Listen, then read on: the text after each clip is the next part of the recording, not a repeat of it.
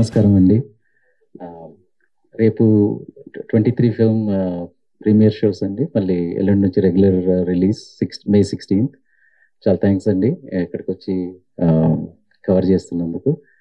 మా actors, main leads, protagonist Teja, Tanmay, వాళ్ళని ఒక 2 నిమిషాలు మాట్లాడమంటే నేను కొన్ని విషయాలు చెప్తానండి. అందరికీ నమస్కారం. మీడియా వాళ్ళు ఇక్కడ వచ్చినందు అందరూ థ్యాంక్ యూ సో మచ్. ఈ ఫిలింలో నేను సుశీల అన్న పాత్ర పోషించాను.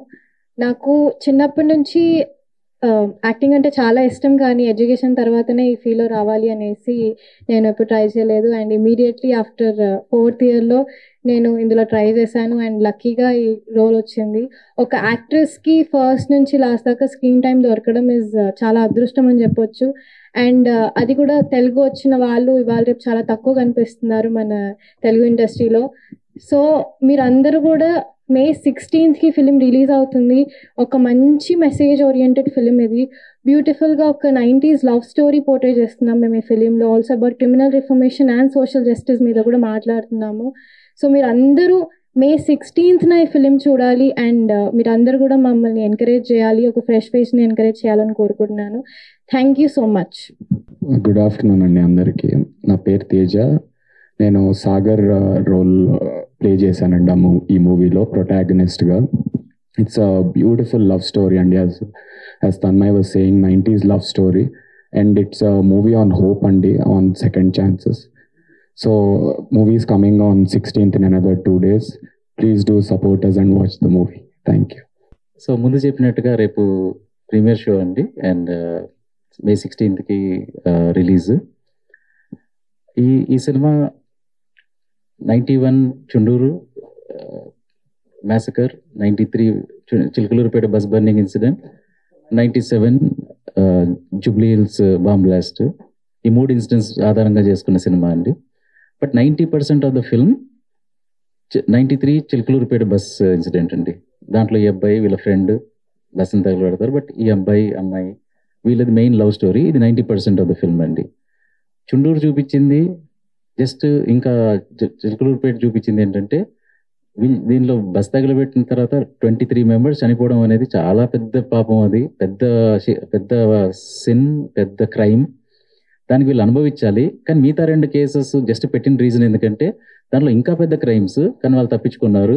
ఆ కాంట్రాస్ట్ ఆఫ్ జడ్జిమెంట్స్ చూపించడానికి ఆ 2 వాడుకున్నామండి. But 90% of the film Chilakaluripet bus incident ఎందుకు జరిగింది, ఎలా జరిగింది, జరిగిన తర్వాత వాళ్ళు జైల్లో ఏమైంది, ఇప్పుడు ఏమైంది పరిస్థితి, విక్టిమ్స్ పాయింట్ ఆఫ్ వ్యూ నుంచి కూడా అండి. వీళ్ళు అప్పుడు చనిపోయిన వాళ్ళ పరిస్థితి ఏంటి, వాళ్ళ పిల్లల పరిస్థితి ఏంటి, ఇది ఫిల్మ్ అండి టోటల్గా. బట్ బేసిక్గా స్టోరీ వరకు వచ్చేసరికి ఒక బ్యూటిఫుల్ లవ్ స్టోరీ.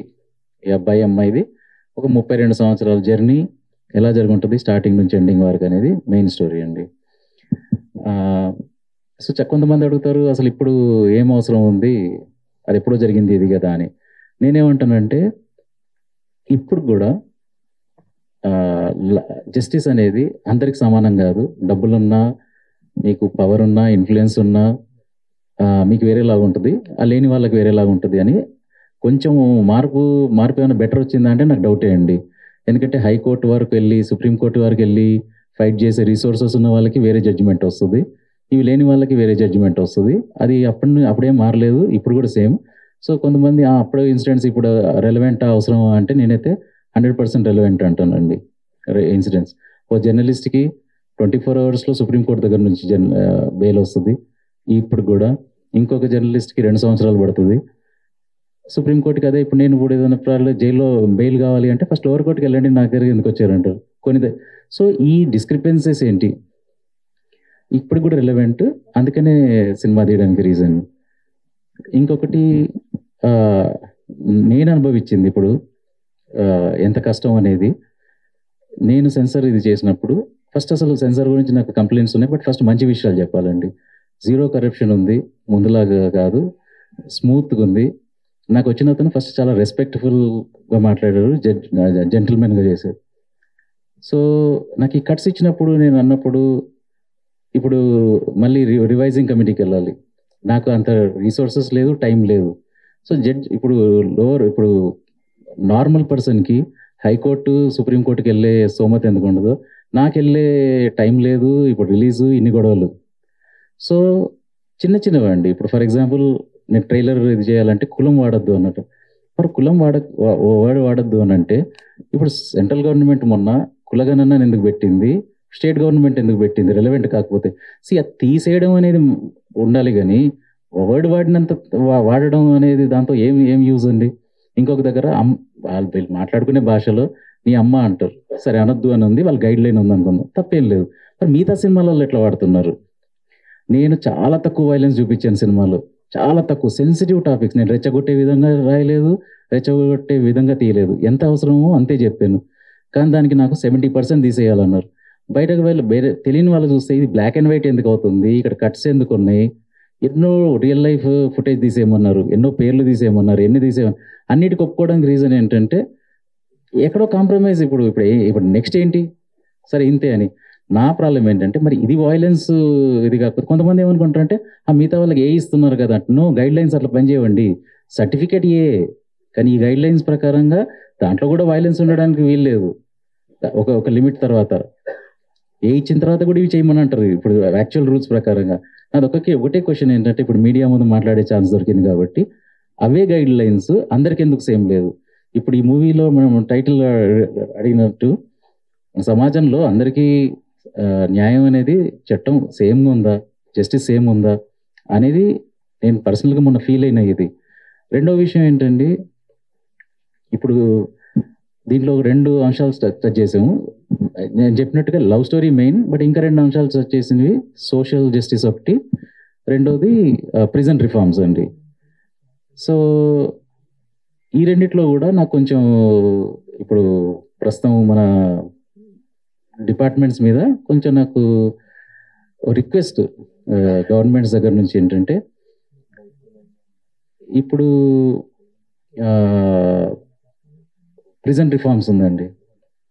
ఈ ప్రిజన్ రిఫార్మ్స్ అనేది state government responsibility, prison state కింద వస్తుంది కాబట్టి. సో ఇప్పుడు ప్రిజనర్స్ని రిఫార్మ్ ఎట్లా చేయాలి, ఏం చేయాలి అనేది వాళ్ళు చాలా కష్టపడ్డారు, చాలా చేశారు, డిపార్ట్మెంట్స్ వచ్చారు, చూశారు, చేశారు. నేనేమన్నానంటే ఇలాంటి సినిమాకి మీరు చేసే వర్క్ చూపించాను, ఇంకా దీంతో ఆడియన్స్కి ప్రజలకి చాలా బెనిఫిట్ అయ్యే ఉంది. నాకు కొంచెం కోఆపరేట్ చేసేసి అక్కడ ఒక ప్రెస్ ఈవెంటో ఏదో పెట్టేలాగా చేస్తే మూవీ కూడా కొందరికి తెలుస్తుంది అని నేను అనుకున్నా. ప్లస్ ప్రిజనర్స్కి చూపించాలి సినిమా, ఫ్రీగా చూపించడానికే. కానీ బ్యూరోక్రసీ ఎట్లా ఉంటుంది ఏంటండి, లైక్ ఒక నెల తిరగలుగుతా, నేను 2 నెలలు తిరగలుగుతా, బతిమలాడగలుగుతా. బట్ ఇప్పుడు ఇట్లాంటి ఫిల్మ్స్ తీసుకొచ్చినప్పుడు వాళ్ళు కూడా కోఆపరేట్ చేసి రామను ఇంకొక తొందరగా ఫెసిలిటేట్ చేస్తాం, గవర్నమెంట్తో ఫెసిలిటేట్ చేస్తామని ఫెసిలిటీ ఉండాలి. సో అది కొంచెం ల్యాకింగ్ ఉంది.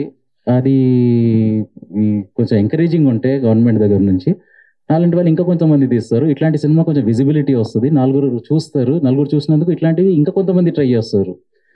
ఇది కొంచెం కంప్లైంట్గానే ఉందండి. దీంట్లో కూడా పాజిటివ్ చెప్పాలంటే మన డిప్యూటీ సీఎం గారు మూవీ చూశారు, ఎంత బిజీ స్కెడ్యూల్లో నుంచి వచ్చి చూసి స్పందించి నెక్స్ట్ డే మళ్ళీ మమ్మల్ని పిలిచి మా టైటిల్ రిలీజ్ చేశారు.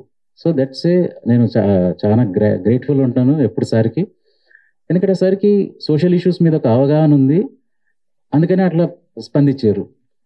కానీ నేను మిగతా అన్ని డిపార్ట్మెంట్స్లో తిరిగాను, మిగతా అంత అఫీషియల్స్ చెప్పులు అరిగిపోయేటట్టు సెక్రటేరియట్లో లాస్ట్ 4 నెలల నుంచి తిరుగుతున్నాను. మిగతా డిపార్ట్మెంట్స్లో అక్కడిక్కడ సేమ్ అదే సెన్సిటివిటీ డిప్యూటీ సీఎం భట్టి గారిది ఏం కనిపించిందో అది నాకు మిగతా వాళ్ళలో కనిపించలేదు. ఫర్ ఎగ్జాంపుల్ ఇప్పుడు తెలుగు మన తెలంగాణ ఫిల్మ్ డెవలప్మెంట్ కార్పొరేషన్ ఉంది. నేను వెళ్ళి వాళ్ళేమి చెయ్యము, హెల్ప్ చేయము అనరు, బట్ అది 4 monthsలో కూడా ముందుకెళ్ళవు, ఫైల్స్ వెళ్ళవు. సో ఇప్పుడు నేను రిక్వెస్ట్ చేసి వెళ్ళకపోతే ఇప్పుడు కామన్ మ్యాన్కి ఎట్లా వెళ్తాయి ఫైల్స్ అనేది పాయింట్. నేను అన్నది ఏంటంటే ఇప్పుడు తెలంగాణ ఫిల్మ్ డెవలప్మెంట్ కార్పొరేషన్ అనేది ఇట్లాంటి మంచి సినిమాలకి వచ్చి చూసి ఇన్ని చేస్తే దీనికి ఎంకరేజ్మెంట్ ఉంటుంది, 4 తెలుస్తుంది ఒక సినిమా ఉన్నట్టు. రెండోది వేరే స్టేట్ గవర్నమెంట్స్ ట్యాక్స్ బెనిఫిట్స్ ఇస్తారు, ఇది ఇస్తారు. సార్ మీరు ఇస్తే దాంతో నాకు డబ్బులు అవన్నిటికన్నా 4 తెలుస్తుంది, ప్రెస్కి తెలుస్తుంది అని అన్నప్పుడు వాళ్ళు వేరే గవర్నమెంట్స్ ఎట్లా చేస్తున్నారు చూపించి నేను వెళ్ళి జియో కూడా చూపించాను. లాస్ట్ రీసెంట్ మధ్యప్రదేశ్ గవర్నమెంట్ ఏం చేస్తాను, మా దగ్గర పాలసీ లేదు అని. పాలసీ తీసుకురండి సార్, మీరు మీ జాబే ఇట్లాంటి మూవీస్ని ఎంకరేజ్ చేయడం. ఇప్పుడు స్పీచెస్లలో అక్కడిక్కడ మేము ఇట్లాంటి సినిమా ఎంకరేజ్ చేస్తాం అనడం కాదు కదా, చేసి చూపించాలి. అది ఇంకా ఇప్పుడు దిల్ రాజు గారు ఉన్నారు దాని చైర్మన్. సో నేను దిల్ రాజు చైర్మన్ సార్ని కూడా ఈ వేదికలో ఈ ఆపర్చునిటీ దొరికింది కాబట్టి నేను రిక్వెస్ట్ చేసేది ఏంటంటే, పెద్ద సినిమాలు లేకపోతే తెలుగు ఇండస్ట్రీ ఉండదు, ఇంకా చిన్న సినిమాలు లేకపోతే థియేటర్లు ఉండవు, పెద్ద సినిమాలు కూడా ఉండవు. సో ఇట్లాంటి వాటిని ఎంకరేజ్ చేయడం గవర్నమెంట్ రెస్పాన్సిబిలిటీ. ఇప్పుడు బట్టి గారు ఎట్లా చేశారో మిగతా డిపార్ట్మెంట్స్ అందరూ కూడా అదే సెన్సిటివ్ తోటి ఇట్లాంటి దాన్ని ఎంకరేజ్ చేయాలి అనేది ఒక రిక్వెస్ట్ చేస్తున్నాను నేను. నాది ఎట్లయినా అయిపోయిందండి, బట్ రేపొద్దున ఇంకా కొన్ని ఫిల్మ్స్ వస్తాయి. ఇప్పుడు ఫర్ ఎగ్జాంపుల్ మల్లేశం అప్పుడు గవర్నమెంట్ ఎంకరేజ్ చేసింది కాబట్టి నలుగురు తెలిసింది, నలుగురు చూశారు, అది చూశారు కాబట్టి బలగం ఇంకొకరు వచ్చి చేశారు, ఇంకొకరు వచ్చి ఇంకొకరు చేస్తారు. ఇప్పుడు ఇట్లాంటి మూవీస్ని గవర్నమెంట్ ఎంకరేజ్ చేస్తే బోత్ గవర్నమెంట్స్, అక్కడ గవర్నమెంట్ మన ఆంధ్రప్రదేశ్ గవర్నమెంట్ కూడా హోమ్ మినిస్టర్ వాళ్ళకి మేము రిక్వెస్ట్ చేసి మనీ చేసాం, అక్కడ కూడా పెద్దగా ఏమి నాకు ఇది రాలేదు. కాకపోతే నాది అయిపోయినా కూడా ఇట్లాంటి సినిమాలకి గవర్నమెంట్ రెస్పాన్సిబిలిటీ, అది ఒక టైం కేటాయించుకోవాలి. ట్రైలర్ చూస్తే అర్థమవుతుంది ఇదేంటి అని. రిక్వెస్ట్ చేసినప్పుడు ఇట్లాంటి సినిమాలకు రావాలి, చూడాలి. ఇప్పుడు గద్దర్ అవార్డ్స్ అని ఇస్తున్నారు, సినిమా స్టార్ట్ అయిపోయిన తర్వాత ఇచ్చేది ఏంటంటే కొన్ని మూవీస్కి ముందే ప్రోత్సహించాలి, ముందే ఎంకరేజ్, అది వాళ్ళ జాబ్. అది అడగడం మన నాలాంటి ఫిల్మ్ మేకర్స్ది హక్కు, చేయాల్సిన బాధ్యత వాళ్ళు ఉంది, వాళ్ళు చెయ్యాలి. గద్దర్ అని పేరు పెట్టుకుంటే కాదు కదా, అట్లాంటి విలువలు ఉన్న సినిమాలకు ఏమున్నాయో అది చేయడం, అది గవర్నమెంట్ జాబ్. అది నా sincere request both governments, Andhra Pradesh government. ఇప్పుడు ఆంధ్రప్రదేశ్లో కూడా ఇప్పుడు మన డిప్యూటీ సీఎం గారు మన క్యాస్ట్ ఇట్లా ప్రాబ్లం ఉంది అన్నారు, వాళ్ళ కాన్స్టిట్యూషన్స్లో మొన్న ప్రాబ్లం అయింది అది. సో ఇట్లాంటిది ఎవరైనా జెన్యున్గా తెచ్చినప్పుడు బోత్ స్టేట్ గవర్నమెంట్స్కి నా సైడ్ నుంచి రిక్వెస్ట్ ఏంటంటే, they have to come forward, encourage, చేతి పట్టుకొని వాళ్ళు ఎంకరేజ్ చేసి ఇట్లాంటివి చేస్తే ఇంకొక నలుగురు వచ్చి ఇలాంటి సినిమాలు తీస్తారు. ఇది నా సిన్సియర్ రిక్వెస్ట్. ఇప్పుడు పట్టి గారు మాకు ఎట్లా హెల్ప్ చేశారు, అసలు ఎట్లా స్పందించారు, మిగతా డిపార్ట్మెంట్స్, మిగతా గవర్నమెంట్ అఫీషియల్స్, హోప్ఫుల్లీ ఈ రిక్వెస్ట్తో ప్రిజన్ అఫీషియల్స్ కూడా, నేను నెలలు అయితే తిరగలేను, ఒక ఛాన్స్ ఇచ్చి ఫ్రీగానే కదా, డబ్బులు ఏం ఖర్చు లేవు, కానీ దానికి ఒక ఎఫర్ట్ ఉంటుంది. మేము ఎన్నిసార్లు రిక్వెస్ట్ చేసినా రండి, చూపించండి మీ ఫిల్మ్ ప్రిజనర్స్కి ఫ్రీగా, కానీ ఫెసిలిటేట్ చేసి నేను ఇంతవరకు వెళ్ళగలుగుతా, కానీ అక్కడ నుంచి గవర్నమెంట్ కూడా రావాలి. ఇప్పుడు అది ఈ సిన్సియర్ రిక్వెస్ట్, ఇది కంప్లైంట్ లాగా కాదు, రిక్వెస్ట్ లాగా ప్లీజ్ కన్సిడర్ చేయండి. రాజు గారు, భట్టి గారు వ్యక్తిగతంగా స్పందించారా గవర్నమెంట్ నుంచి? అంటే పోస్టర్ రిలీజ్ చేసి ఆయన పర్సనల్ ఒపీనియన్ షేర్ చేసుకుంటూ పోస్టర్ రిలీజ్ చేశాడు సినిమా చూసి, గవర్నమెంట్ నుంచి కాదు కదా. గవర్నమెంట్ తరఫు నుంచి కూడా దీనికి మీరు కావాల్సిన చెయ్యండి అని సార్ లెటర్ ఫార్వర్డ్ చేశారు. కాకపోతే బ్యూరోక్రసీలో ఎట్లా అంటే సార్, ఎవరికి తప్పు ఉండదు, అది ఆగిపోతాయి ఫైల్స్ అంతే. మీరు చెప్పులు అరిగిపోయి అని వారు తిరగొచ్చు, అది ముందుకెళ్ళాలి. కానీ నేనేమంటున్నానంటే, ఈ గవర్నమెంట్ వచ్చిందే మేము సోషల్ తీసుకొస్తాము అనే ప్లాట్ఫామ్ మీద వచ్చింది కాబట్టి వాళ్ళకి ఇంకా ఎక్కువ బాధ్యత ఉంది ఇది చేయాల్సింది. సినిమాటోగ్రాఫర్ మినిస్ట్రీ కూడా సంప్రదించారా కోమటిరెడ్డి గారిని? ఆయన ఏమన్నారు? ఎందుకంటే సినిమాటోగ్రాఫర్ మినిస్ట్రీ ఆయన కూడా బాధ్యత ఉంటుంది కాబట్టి మీలాంటి ఫిల్మ్ మేకర్ని ఎంకరేజ్ చేయాలి, ఎఫ్డిసి నుంచి మీరు కూడా ముందుకు వెళ్ళాలంటున్నారు కాబట్టి ఎగ్జాక్ట్లీ సినిమాటోగ్రాఫర్ మినిస్ట్రీ నుంచి ఎలాంటి రెస్పాన్స్ ఉంది? సార్ దగ్గరికి వెళ్ళాము, సార్ పాపం వారు చాలా అర్జెంట్ ఉన్నారు, కానీ అయినా కూడా సంతకం పెట్టి చెయ్యండి, ఫార్వర్డ్ చేయండి అని అన్నారు. కోమటిరెడ్డి సార్ కూడా వాళ్ళకి ఇచ్చారు, అది మళ్ళీ సెక్రటరీ దగ్గరికి వెళ్ళింది, అక్కడ నుంచి మళ్ళీ ఎఫ్డిసి ఎండి. నేను దీంతో నేర్చుకుంది ఏంటంటే, దీంతో నాకు అక్కడ అంటే లక్కీగా అండి, అంటే ఇప్పుడు ఈ బడ్జెట్ నాకు కష్టమే అండి, రైట్, బట్ అట్లీస్ట్ నేను నావి సేవింగ్స్ వాళ్ళవి చేసి చేయగలుగుతా. కాకపోతే అక్కడికి వెళ్ళింది మనీ కోసం కాదు, వీళ్ళు వచ్చేసి కొంచెం రికగ్నిషన్ ఇచ్చి చెప్తే నలుగురికి తెలుస్తుంది కదా ఒక సినిమా వస్తుందని, దానికోసం నేను రిక్వెస్ట్ చేసింది. బట్ సార్ కూడా చెప్పారు, కానీ ఆ ఎండలలో దీంట్లో వాళ్ళు అక్కడ కౌంటర్కి వెళ్ళాలి, మనం టికెట్ తీసుకోవాలి, టికెట్ తీసుకొని వెళ్ళి వెయిట్ చేయాలి, 3 గంటలకి ఆ టైం ఉంటుంది. ఫిల్మ్ మేకింగ్లో నేను అట్లీస్ట్ ఒక 10-20 సార్లు వెళ్ళాను ఈ 4 monthsలో. బట్ కామన్ మ్యాన్కి ఇప్పుడు మనకి ఎంత ప్రాబ్లం ఉందంటే, కామన్ మ్యాన్ ఫైల్స్ పెట్టుకొని ఎన్ని సంవత్సరాలు తిరుగుతారు, ఎట్లా తిరుగుతారు? అదే ఇది పెద్ద చర్చకు దారి తీసేటువంటి అంశాలు మీరు మాట్లాడేటి అన్ని కూడా చాలా. సో అది పక్కన పెడితే, ఇప్పుడు మీ సినిమా ఒక క్వశ్చన్తో మొదలవుతున్నటువంటి సినిమాకి రిలీజ్ అయిన తర్వాత ఎంతవరకు మీకు సమాధానం దొరుకుతుంది అనేది మీ నమ్మకం? సమాధానం పెద్దగా దొరుకుతుందని నేను ఎక్స్పెక్ట్ చేయట్లేదు సార్. కాకపోతే ఏంటంటే అట్లీస్ట్ క్వశ్చన్ అయితే అడగాలి కదా అని అంటాను అంతే సార్. ఫస్ట్ ఎవరో ఒకరు ప్రశ్నించాలి కదా సార్. ఇప్పుడు సెన్సర్ ఉంది, నేనేం చెప్తున్నానంటే XV3 సంథింగ్ అని ఉంది, గైడ్ లైన్స్ 3I అని ఉంది. ఇప్పుడు వరకు నాకు తెలిసినంత వరకు ఏ ఫిల్మ్ మేకర్ కూడా అడుగుండాడు 3I అంటే ఏంటి, గైడ్ లైన్స్ అని 3I. ఇది వెబ్సైట్లో ఉందా? ఇప్పుడు ఇండియా డిజిటల్ అయిపోయింది, అది ఇది అయిపోయింది అంటే ఏ డిజిటల్ ప్లాట్ఫామ్లో ఉంది? ఏదైనా ఇన్ఫర్మేషన్ బ్రాడ్కాస్టింగ్ దగ్గర ఎక్కడైనా ఇవి మా సెన్సర్ గైడ్ లైన్స్, దీంట్లో ఈ బూత్ ఉంటే మేము ఇవ్వము అని ఒక గైడ్ లైన్ ఉంటే 3I అంటే ఇది అనేటప్పుడు మనందరం చదువుకున్న వాళ్ళేం కదా కదా, ముందంటే మనకు అర్థం కాదు కదా అనుకుందాం. ఇప్పుడైతే మనం చదువుకోగలుగుతాం కదా, ఒక రోజు కాకపోతే 2 రోజులు అర్థమవుద్ది. బట్ ఈ క్వశ్చన్ కూడా ఎవరు చేయలేదు కదా. 3I అంటే ఎక్కడ ఉంది అనేది మా గైడ్ లైన్స్ ఎక్కడైనా పెట్టండి. ఫిల్మ్ మేకర్గా it's right of me to ask. కాకపోతే అక్కడ ఎక్కువ ఎందుకు గొడవ పెట్టుకొని ఎందుకు రావాలని అంటే, ఇంకా నాది ఫిలిం రిలీజ్కి ఉంది, ఇంకా నేను అది ఫైట్ చేయాలా, ఇది ఫైట్ చేయాలా. కాకపోతే ఏంటంటే ఈ ఫోరంలో కూడా ఎందుకు ఎవరు మాట్లాడరు అంటే, నెక్స్ట్ ఫిలిం మళ్ళీ సెన్సార్ వాళ్ళు ఆపేస్తే ఎట్లా అని భయానికి మాట్లాడరు. అదే ఇప్పుడు గవర్నమెంట్కి ఇప్పుడు నేను ఓపెన్గా నేను దిల్ రాజు సార్ని ఇప్పుడు చైర్మన్గా అయ్యారంటే చాలా పెద్ద బాధ్యత అది. ఇప్పుడు సార్ ఒక గవర్నమెంట్ ఒక దాంట్లో కరెక్ట్గా చెప్పారు, ఏమని పైరసీకి ప్రతి ఒక్క ప్రొడ్యూసర్ వస్తాడు నా దగ్గరికి ఫిలిం రిలీజ్ ముందు, కావద్దు సార్ మీరు ఏమైనా చెయ్యండి అంటారు, త్వరగానే వెళ్ళిపోతారు, ఎట్లా సాల్వ్ అవుద్ది అన్నారు. 100% కరెక్ట్. కానీ అది ఎప్పుడు పవర్ లేనప్పుడు, మీరు ఒక ప్రెసిడెంట్ ప్రొడ్యూసర్స్ ఉన్నప్పుడు. బట్ ఇప్పుడు మీకు పవర్ ఉంది, చైర్మన్, మీరు పోలీస్ని మీరు తీసుకురావచ్చు, మీకు ఒక క్యాబినెట్ మినిస్టర్ హోదా ఉంది. సో ఇప్పుడు పైరసీకి ఇప్పుడు నెక్స్ట్ ఏంటి, మీరు ఏం చేశారు? ఇప్పుడు మీరు ఒక 10 year మీకు 4 ఏళ్ళు 5 ఏళ్ళు వచ్చినప్పుడు మీరు వెళ్ళిపోయేప్పుడు ఒక మార్క్ వదలాలి. మీకు ఇండస్ట్రీ ఎక్స్పీరియన్స్ ఉంది, మీరేన్ని దెబ్బతిన్నారు మీ మూవీ దాంతో, కానీ ఇప్పుడు మీకు పవర్ కూడా ఉంది. సో ప్రశ్నించడం అంటే ఇక్కడ ఇన్సల్ట్ చేసినట్టు కాదండి, ఒక డిస్రెస్పెక్ట్తో నేను అడగట్లేదు, చాలా పొలైట్గా రిక్వెస్ట్ చేస్తున్నట్టు అడుగుతున్నాను. ఏంటంటే సార్ ఇప్పుడు మీకు అన్నీ ఉంది, మీకు అనుభవం ఉంది, ఇక్కడ తెలుసు ప్రాబ్లమ్స్, కానీ మీకు పవర్ కూడా ఉంది, మీకు పోలీసు చేయగలుగుతారు, ఏం చేయగలుగుతారు, కొత్త లాస్ తీసుకురావడము, IP అడ్రస్లు బ్యాన్ చేయడము, ఐబొమ్మ ఆపడము, ఏదో ఒకటి చేయకపోతే he's the best person to understand the problems. Raju garu, మీరు రకరకాల అంశాలు ప్రస్తావన అంటే టాపిక్ డైవర్ట్ వెళ్తా ఉండే చాలా విషయాలు మాట్లాడుతున్నారు. సో ఎంత లేదన్నా ఈ సినిమాని ప్రభుత్వాలు ఎంత ప్రోత్సహించాలని మీ తపన పడుతుందా? చివరికి ఆడియన్స్ మెప్పిస్తేనే, ఆడియన్స్ ప్రోత్సహిస్తేనే సినిమా అనేది నిలబడుతుంది సార్. గవర్నమెంట్ ఎంత పుష్ చేసినా, మీకు ఎంత రాయితీ ఇచ్చినా ఆడియనే ఫైనల్ జడ్జిమెంట్ కాబట్టి, సో ఎంతవరకు ఈ సినిమా ఆడియన్స్ ని మీరు ప్రోత్సహిస్తుంది అనుకుంటారు, అంటే వాళ్ళ నుంచి ఎంతవరకు మీకు ప్రోత్సాహం లభిస్తుంది అనుకుంటారు? సార్ నేను మొన్నే 8am మెట్రోతో దెబ్బతిన్నా కాబట్టి ఎక్కువ మంది రాకపోవచ్చు, చూడకపోవచ్చు ఎవరు అనే దాంతో ప్రిపేర్ అయ్యి వచ్చానండి ఈ సినిమాకి. సో నా టార్గెట్ ఆడియన్స్ ఎన్నుకుంది ఏంటంటే, ఎవరిని ఎన్నుకున్నానంటే, 1,00,000 మంది ప్రిజనర్స్ ఉందనుకుందాం. ఇప్పుడు నా గవర్నమెంట్ నేను చెప్పాను కదా, లాస్ట్ 2-3 months నుంచి ట్రై చేస్తున్నా ప్రిజనర్ డిపార్ట్మెంట్తో. వాళ్ళు 2 requests అడిగాను. సార్ ఒకటి నన్ను సినిమా అక్కడ చూడని ఏజెంట్, రెండోది ఈ ప్రెస్ ఈవెంట్ నేను ఇక్కడ కాదు అక్కడ చేస్తా. సో దట్ రిఫార్మ్స్ అనేది ఒక 12 ఏళ్ళ నుంచి ఒక ఆమె ఎట్లా చేసింది, బీనా మ్యామ్, ఈమెన్ ప్రెజెంట్ చేస్తే బీనా మ్యామ్ ఎంత కష్టపడ్డారు 12 ఏళ్ళు, ఇంకా కొంతమందికి తెలుస్తుంది. ఆ ఎఫర్ట్ని మనం ట్యాక్స్ పేయర్స్, గవర్నమెంట్ అంతా ఇంకెంత ఎక్కువ చేయాలి అనేది ఎంకరేజ్మెంట్ వస్తుంది వాళ్ళకు కూడా. Prison officials VK Singh sir అని ఒకరు స్టార్ట్ చేశారు, వాళ్ళందరూ ఇన్ని సంవత్సరాల నుంచి కష్టపడుతున్నది కూడా ప్రజలకు తెలుస్తుంది, లేకపోతే తెలియదు కదండి వాళ్ళు ఎంత కష్టపడుతున్నారు అనేది. ఇది ఒకటి ఫస్ట్ పర్మిషన్ అడిగాను, ఏది ప్రిజనర్స్కి చూపించే నాకు పర్మిషన్ ఇవ్వండి సార్, ఫ్రీగా కదా, నేనేం టికెట్ అడగట్లేదు, గవర్నమెంట్ దగ్గర డబ్బులు అడగట్లేదు. రెండోది అక్కడ ప్రెస్ ఈవెంట్ చేస్తే 4 తెలుస్తుంది.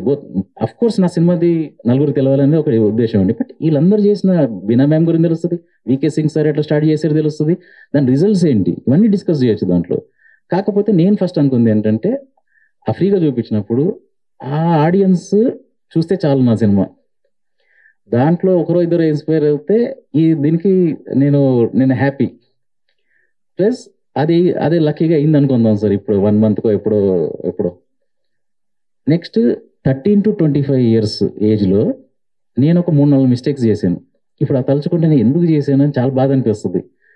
మేబీ సినిమా చూస్తే కొంతమంది నాలాగా తర్వాత బాధపడకుండా ఏదో కొంతమంది అయినా ఇదైతే అది సెకండ్ సార్ ఆడియన్స్. నాకు ఈ 2 తీరునా ఈ సినిమాకి నాకు వేరే ఆడియన్స్ రిజెక్ట్ చేసినా, డబ్బులు రాకపోయినా, ఇవన్నీ ఇవి క్యాల్కులేట్ చేసుకునే వచ్చాను నేను. బట్ ఈ 2 కాకుండా కూడా ఇంకా కొంతమంది నచ్చి చూస్తే బోనస్ అని భావిస్తా, సంతోషపడతా. బట్ రాకపోయినా కూడా నేను అదే ఆ ప్రిపరేషన్తో వచ్చాను. అది సార్, అంటే మా సినిమా ఎక్స్పీరియన్స్ పెరిగిద్ది, మీకు కష్టాలు పెరుగుతున్నట్టు ఉన్నాయి సార్. అంటే ఈ సబ్జెక్టు నేను ఎంత చేయగలుగుతా దానికన్నా పెద్ద సబ్జెక్ట్ సార్. అంటే in terms of actors, locations, budget అని, ప్లస్ సెన్సిటివ్ టాపిక్ ఏంటంటే దాన్ని రెచ్చగొట్టే విధంగా తీయకుండా చాలా దాన్ని సెన్సిటివ్గా చేసి ఉన్న హేట్రెడ్ని ఇంకా కొంచెం కలపడానికి చేయాలి అని అంటే కొంచెం చాలా కత్తి మీద సాము లాంటిది, చాలా కష్టమైన ఎఫర్ట్. సో చాలా కష్టమైంది సార్ ఇది. బట్ ఆ ఇంటెన్షన్ ఏదైతే ఉందో అది మంచి ఇంటెన్షన్ కాబట్టి దానికి ఇది ఎంత కష్టమైనా చెప్పాలి అనే దాంతో ముందుకెళ్ళింది సార్ ఇది. మీ ఆలోచన ధోరణి ఇలాగే ఉంటుందా, లేకపోతే మళ్ళీ మేము చూసే రెగ్యులర్ స్టోరీస్కి వచ్చేస్తారా 23 తర్వాత? అంటే ఆ రెగ్యులర్ స్టోరీస్ చేయడానికి చాలా మంది ఆల్రెడీ ఉన్నారు సార్, దాన్ని నేను చేయాల్సిన అవసరం లేదు. ఏదైనా ఐడియా ఎవరైతే చెప్పట్లేదో అట్లాంటి ఐడియా వస్తే చెప్తాను. దానికి రెగ్యులర్గా చెప్పేశారు ఆర్ ఇంకా చాలా మంది చెప్పేవాళ్ళు ఉన్న దాంట్లో మాత్రం నేను చేయకుండా. చెప్పాలని కాకుండా ఎంటర్టైన్ చేయాలి అనే ఉద్దేశంతో సినిమాలు తీసే ఉద్దేశం. అంటే ఇది ఎంగేజింగ్ ఉంది కదా సార్. సార్ ఎంటర్టైన్మెంట్ అంటే నేనేమంటానంటే as long as it's engaging it's entertainment. 2 గంటలు వాళ్ళకి కూర్చున్నారు కుర్చీలో అంటేనే అది ఎంటర్టైన్మెంట్. అది సీరియస్ సబ్జెక్ట్తో కొంతమందికి రావచ్చు, దీంట్లో మంచి లవ్ స్టోరీ ఉంది, ఆ లవ్ స్టోరీని చూసి ఎంటర్టైన్ అవ్వచ్చు, కొంతమంది కామెడీతో అవ్వచ్చు, కొంతమంది వైలెన్స్ అవ్వచ్చు, ఇవి రకరకాల విధంగా. బట్ 2 గంటల వాళ్ళని ఈ సినిమాతో మనం కూర్చోబెడితే అది కూడా ఎంటర్టైన్మెంట్ సార్. ఎందుకంటే మంచి లవ్ స్టోరీ ఉంది, మంచి ఎమోషన్స్ ఉన్నాయి. ఎమోషన్స్ నచ్చే వాళ్ళకి మాత్రం ఖచ్చితంగా నచ్చుతుంది సార్ సినిమా. మీకు అంటే గవర్నమెంట్ సైడ్ నుంచి కానీ ఫిల్మ్ డెవలప్మెంట్ కార్పొరేషన్ నుంచి కానీ మీకు సపోర్టింగ్ హ్యాండ్ సినిమాకి దొరకలేదు అనే ఒక అసంతృప్తి చాలా అసంతృప్తి ఉంది సార్. అంటే ఏంటి దీని మీద మీకు మళ్ళీ మీరు సినిమా అయిపోయిన తర్వాత మీ పనిలో మీరు పడిపోతారు, కానీ ఒక ఇష్యూని అడ్రస్ చేశారు కదా సార్. నాకున్న పవర్ సారీ నాకున్న ఆపర్చునిటీ ఏంటంటే ఇక్కడ ఒక ఆపర్చునిటీ దొరికింది కాబట్టి నేను క్వశ్చన్ రేజ్ చేయగలను. ఈ సినిమా దిగలను కాబట్టి 2-3 క్వశ్చన్స్ అడిగాను. నాకు కేపబిలిటీ ఇంతే సార్ నాది. ఇంకా కొంతమంది క్వశ్చన్స్ అడగాలి, గవర్నమెంట్ పాజిటివ్గా తీసుకోవాలి. ఇప్పుడు నెగిటివ్ కూడా తీసుకోవచ్చు, వీడేంటి మమ్మల్ని ప్రశ్నించే అనొచ్చు, లేకపోతే అరే వీడన్న 2-3 పాయింట్లు కరెక్టే ఉన్నాయి కదా. అదే సార్ ప్రశ్నించడమే ప్రజాస్వామ్యం అంతే సార్. అంతవరకు నేను చేయగలుగుతా. దీంతో ఇంతకన్నా ముందు మనం ఫైట్ చేయగలుగుతామా అనేది సార్. ఇప్పుడు నేను ఇప్పుడు ఈ సినిమా తీసాను, ఒక అంశం టచ్ చేశాను, అంతవరకే నా కెపాసిటీ.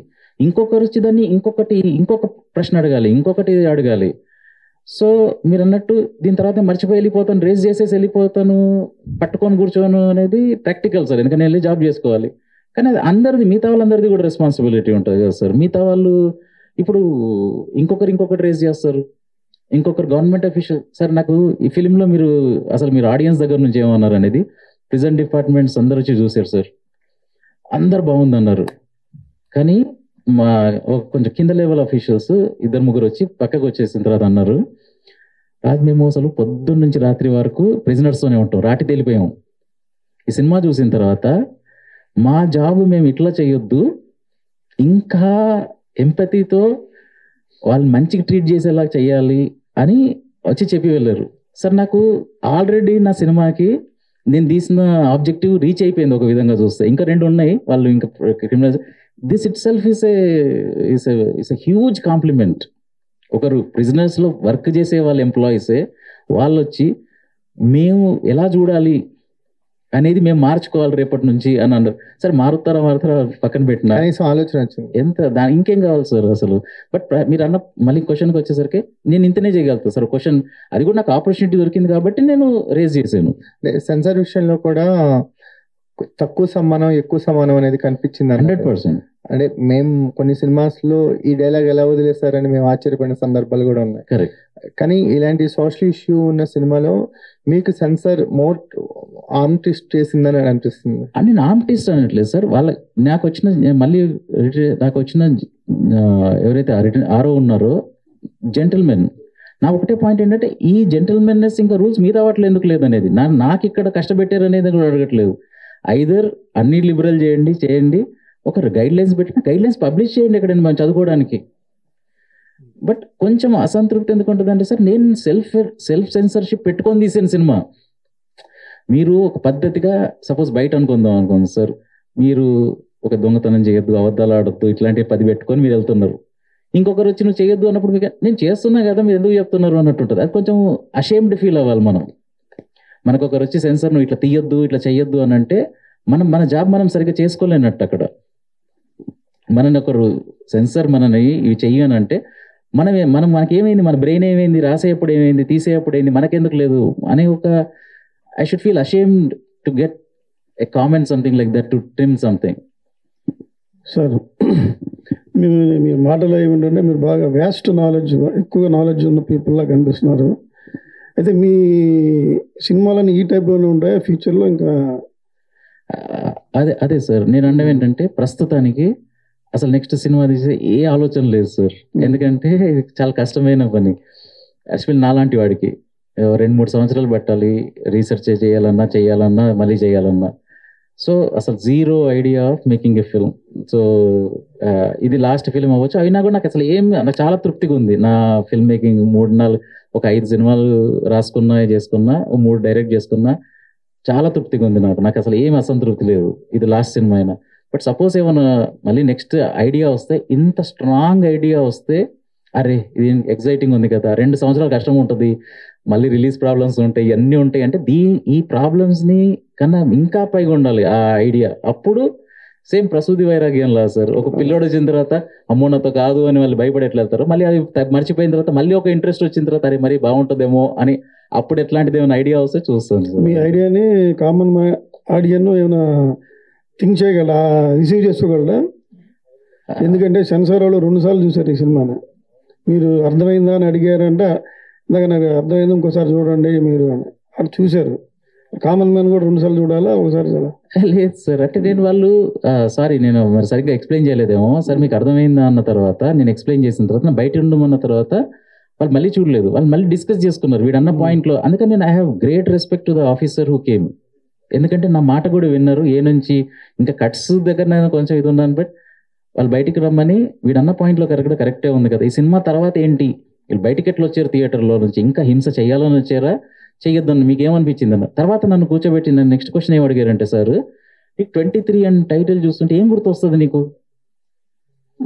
మరి చనిపోయిన వాళ్ళు గుర్తొస్తారు కదా, దీనికి ఏ వచ్చిందంటే, సార్ మీరు అట్లా ఆలోచిస్తున్నారు, నేను ఆలోచిస్తుంది ఏంటంటే వాడికి ఎవ్రీ సెకండ్ గుర్తుకు రావాలి 23 ప్రాణాలు తీసాను అనే అది ఎంత పెద్ద పాపం చేశాను అనేది ఎవ్రీ 23 నిమిషాలకి 23 క్షణాలకు గుర్తు రావాలి వాడికి. అది నేను అనిపించింది సార్. అంటే వాళ్ళు కన్విన్స్ అయ్యి అట్లీస్ట్ నాకు అక్కడికి ఇచ్చారు. ఈ 13 కట్లు ఇవన్నీ కూడా రాకపోతే బాగుండేది, బట్ అట్లీస్ట్ అంతవరకు అయితే విన్నారు నాది.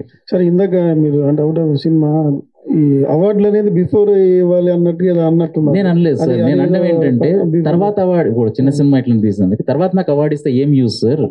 మీరు ముందొచ్చి సినిమా చూసి, అన్ని సినిమాలు చూడడానికి వాళ్ళకి టైం లేదు కదా సార్, మినిస్టర్లు ఉన్నారు, ఎన్నో లక్ష పనులు ఉంటాయి. బట్ ట్రైలర్ ఉంది, నేనేమన్నా ట్రైలర్ చూసి ఇది మంచి కరెక్ట్ కాస్ అనిపిస్తే మీ డిపార్ట్మెంట్ వచ్చి చూసి మళ్ళీ సార్ ఇప్పుడు ప్రెస్ ఉన్నారు, మీకు ఎందుకు వేస్తాం సార్, ఇప్పుడు రేపు ఈరోజు ప్రెస్కి ఎగ్జామ్ ఇది సార్ చూడండి, బాగాలేకపోతే మీరు రాయండి, బాగుంటే మాత్రం మంచిగా ఎంకరేజ్ చేయండి సార్ అని అంటాం. వాళ్ళకు కూడా చెప్పేది అదే కదా సార్, మీరు చూడండి, నేను చెప్పింది ఏంటంటే ట్రైలర్ చూడండి సార్, ఇది మీరు గవర్నమెంట్ చేయాల్సినవి 2 విషయాలు ఉన్నాయి దీంట్లో అనిపిస్తుందా మీకు? సోషల్ జస్టిస్ ఒకటి ఉంది, ప్రిజన్ రిఫార్మ్స్ ఒకటి ఉన్నాయి. ఈ 2 గవర్నమెంట్ రెస్పాన్సిబిలిటీస్ అయినా దీంట్లో కనిపిస్తుందా మీకు? ట్రైలర్లో కనిపిస్తుంది అని అంటే వచ్చి చూడండి సార్, చూసిన తర్వాత కూడా చెయ్యండి అని మనకి ఏ హక్కు ఉంటుంది సార్ గవర్నమెంట్ ఎంకరేజ్ చేయడానికి? చూసి నచ్చితే అప్పుడు చెయ్యండి అని అన్నా. సో బట్టి గారు కూడా చూసి ప్రెస్ కాన్ఫరెన్స్ అట్లాంటిది ఏమి ఇవ్వలేదు సార్, చూశారు సార్. అప్పుడు సార్ని అడిగింది, సార్ చూస్తే మీకు నచ్చితే ఓ టైటిల్ రిలీజ్ చేస్తే 4గురికి మాకు తెలుస్తుంది అంటే, సార్ పిలిచి అన్ని పనులలో పక్కకు పెట్టి మాకు చూపించి ఇది చేసి ఎంకరేజ్ చేశారు. సో ఆ స్పందన అది అన్ని డిపార్ట్మెంట్లలో ఉంటే బాగుంటుంది అని అనిపించింది.